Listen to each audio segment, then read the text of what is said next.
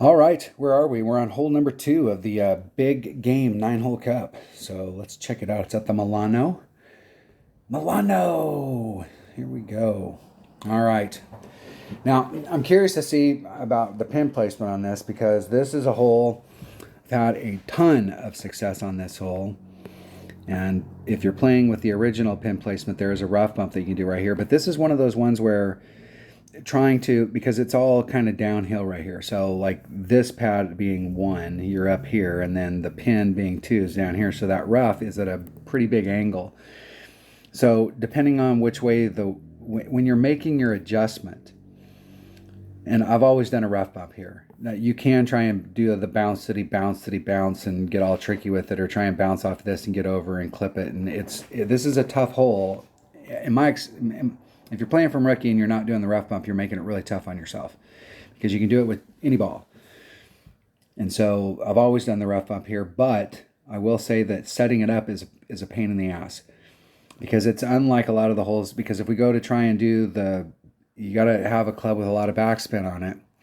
And if you're setting this up, and you can do it with a sniper, but you've got to have a sniper that's upper developed, so it's got some backspin on it. And what I normally do is I spin the screen around so that I'm actually looking at it from this side right here and make my adjustment. And then come up and move the ball so that I can get the ball guide right at the cup, because it's difficult to do when you're facing straight at it. So we'll see where they've put it. So the old pin placement is here. The new pin placement's back farther, and there is a ridge. It's kind of it falls off. So if you went past the cup, it was very easy to end up on the back side. You kind of had to work to get into the rough. I mean, it would end up down here at the bottom, but you could end up in the rough. But typically, it would just blow by the hole and end up down here on the fringe. But with the pin placement where it's at, that might be a little bit tougher of a rough bump. So we'll have to see. And before you're like in this area right here, so with trying to get it there, if we're trying to stick in the same area, you're definitely going to need more spin. So if you're trying to go here, you're going to need more top spin if you want to go straight at it. So we'll have to see how this plays out. Let's take, I'm going to take a katana. Just that gives me some spin option. And I'm 100% sure I can do it with a katana. I'm going to take two bags too. I'm going to take a bag that's got let's see. Let's make sure this bag right here, let's switch that up and let's bring a Guardian just in case. I'm pretty sure I'm not sure. I'm not sure. We'll see what it is. I'm going to start off with my number 2 bag and a katana. One of the new balls. I've been waiting for 444s for like the last month, and they haven't had any 444s come out.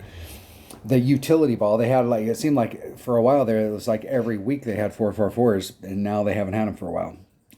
2355s. Those aren't bad balls. I'm not sure how often the backspin would come into play, but the 5 side spin 5 win and 2 power is pretty nice. Here we go. Let's practice hole number 2. Hole number 2. All right. I'm not going to worry too much if I miss the first shot. I want to see what the setup is. I'm not going to try and rush myself. I can't remember what the adjustment is down to the cup. It's like 10 or 15%.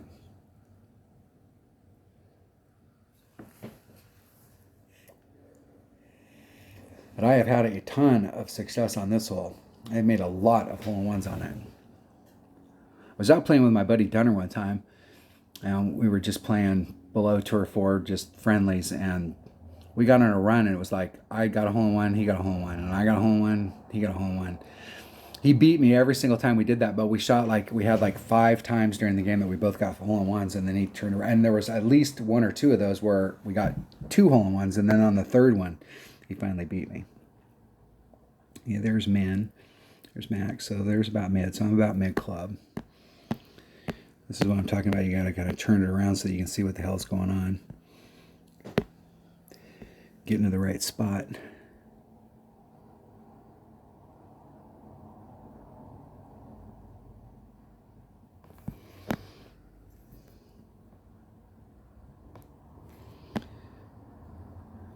3.2. If I added on 10%, that'd be 3.5.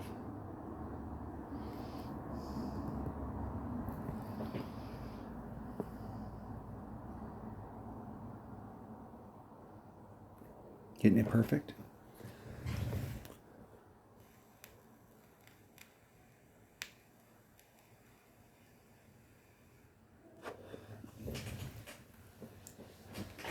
And I needed to do a little bit more than 10%. As you can see where it hit higher up on the hill, so the wind's going straight out, so it pushed it back. And then you could see when I set it up that it was going to break at the very end. It was going to break to the right. And so because it hit farther back, it broke sooner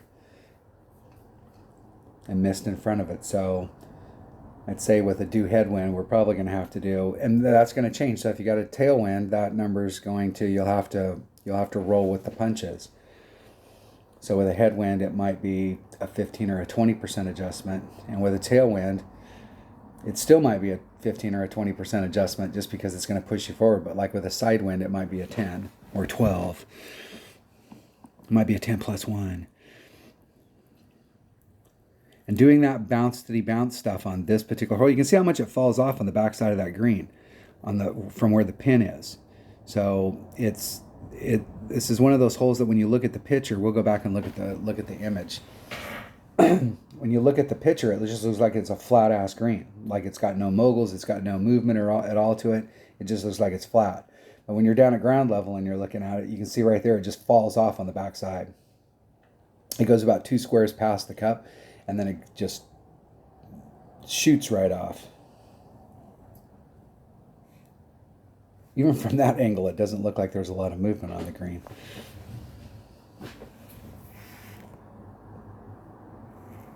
Let's go back and look at it. So I think we still got a viable rough bump there. So we had wind that was going from this direction, and I'd set it up kind of, I try as much as I can, and I have to go back and watch. Sometimes when you're playing, and it's so important for you to shoot your own video when you're playing, because you'll set a shot like that up, and you can go back and watch the replay, but being able to go in and having your own, just recording your own video while you're playing, it's so helpful if you want to get better at this game. But what I try and do is try and set myself up so that I'm like in a spot, like I'm 2 rings away from something. And a lot of times I don't even consciously think about it. I set the shot up, and then when I go back and look, I'm like, I've just done it so many times that I try and put myself dead center and try not to eke forward. I give myself lots of room. And where I hit, I felt like when I set the shot up that I was like dead center. But where I hit when I watched the shot go is I was like in the 3/4. So it pushed me back. The wind going this direction, it pushed me back so that it broke just a little bit early. Whereas if it would have hit where I wanted, it did the break like I wanted, and everything looked good. I just made a bad wind adjustment.